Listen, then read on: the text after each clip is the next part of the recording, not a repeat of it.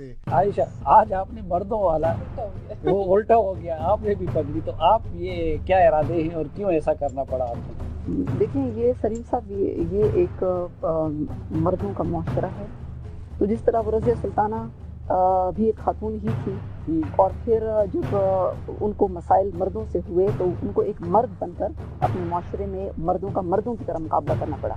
تو میں سمجھتی ہوں کہ خاتون کو ایک مردانہ وار مقابلہ جو ہے اس معاشرے میں کرنا چاہیے، تاکہ ایک میسج جائے کہ ہم کسی سے ڈرنے والے نہیں ہیں، اور اگر حق بات ہم کرتے ہیں، کسی کی حقوق کی بات کرتے ہیں، اپنے حق کی بات کرتے ہیں، تو اس سے ہم پیچھے نہیں ہٹیں گے. تو میں ایک میسج یہ دینا چاہ رہی ہوں. اچھا، تو یہ مستقل اب یہ اڈاپٹ کر رہی ہے یا کہ نہیں، آج صرف پروگرام کے لیے آتے ہی یہ کیا؟ یہ جب تک مجھے انصاف نہیں ملتا اور جب تک ہماری پاکستان کی خواتین کو انصاف نہیں ملتا میں اس کو پہنوں گی. ٹھیک ہے، یہ پگڑی آپ نے اس خیال سے رکھی ہے، لیکن جس طرح ہمارے ہاں خاتون کے برقعے کے ساتھ کچھ چیزیں نتی ہیں، ان کی چادر کا خاتون کا اپنا تقدس ہے، اسی طرح پگڑی وہ نہ صرف یہ کہ مردوں کی بلکہ ہماری قبائلی سوسائٹی میں پگڑی کی بہت بڑی عزت ہے، اور عموماً یہ مردوں کی اور پھر مردوں میں بھی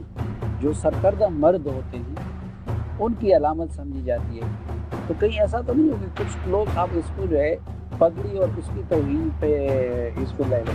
میں سمجھتی ہوں کہ پگڑی کی اگر میں نے اس کو عزت دی ہے تو وہ عائشہ گلانی نے دی ہے اس کو، اور اس لیے میں سمجھتی ہوں کہ شاید میں اس کو پہننے کی آج حقدار بھی ہوں، کیونکہ ہماری اگر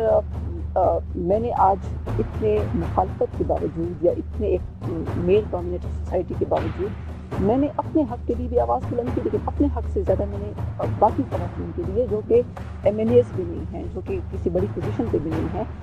جن کا استحصال روزانہ اس ملک میں ہوتا ہے، میں نے ان کے حقوق کے لیے پگڑی جو ہے ایک میں نے آواز بلند کی. اور میں سمجھتی ہوں کہ یہ میں نے پگڑی کو بلند کیا، میں نے اپنے والد کی پگڑی کو بھی بلند کیا، اپنے پختونوں کی پگڑی کو بلند کیا، اور میں نے خواتین کو حوصلہ دیا کہ آپ کو آئندہ اگر کوئی مرد حضرات کوئی غلط رویہ رکھیں گے تو وہ 1000 مرتبہ سوچیں گے ایک خاتون کے ساتھ غلط رویہ یا اس کا استحصال کرنے کا. اچھا، اس میں مثلاً میں اپنے گھر کی مثال لے لوں تو میرے لیے دنیا کی سب سے قابل احترام ہستی وہ ایک خاتون ہے. ہمارے گھر میں سب سے طاقتور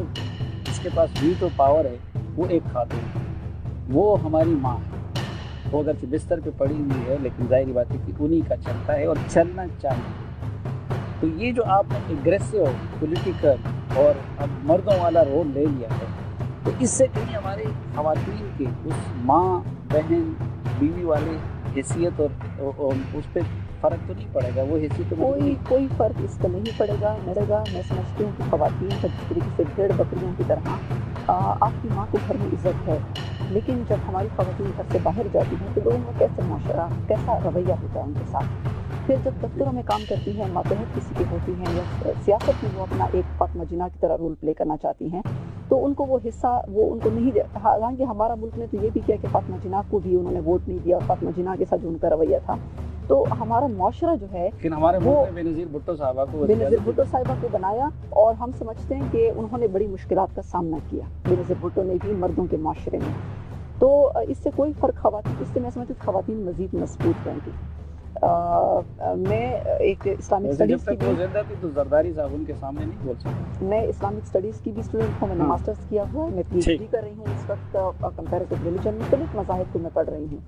اور میں سمجھتی ہوں کہ اس چیز سے خواتین کا رول جو ہے وہ مجھے ابھی کالز آ رہی ہیں پاکستان کے اندر سے بھی، پاکستان کے باہر سے جو انڈیا ہے یا باقی ایشین کنٹریز ہیں ان سے بھی، وہ کہتی ہیں کہ آپ نے وہ کام کر دکھایا ہے جو مختلف خواتین کی تنظیمیں ہیں وہ دہائیوں میں بھی نہیں کر سکی اتنے فنڈز پر، کیونکہ آپ نے وہ کرج دکھایا. تو میں ایک خاتون ہوں، میں ہمیشہ خاتون رہوں گی، لیکن میں ایک مضبوط خاتون ہوں گی جس کا کوئی استحصال جو ہے وہ نہیں کر سکے گی. اللہ کرے کہ اس ملک میں کسی بھی خاتون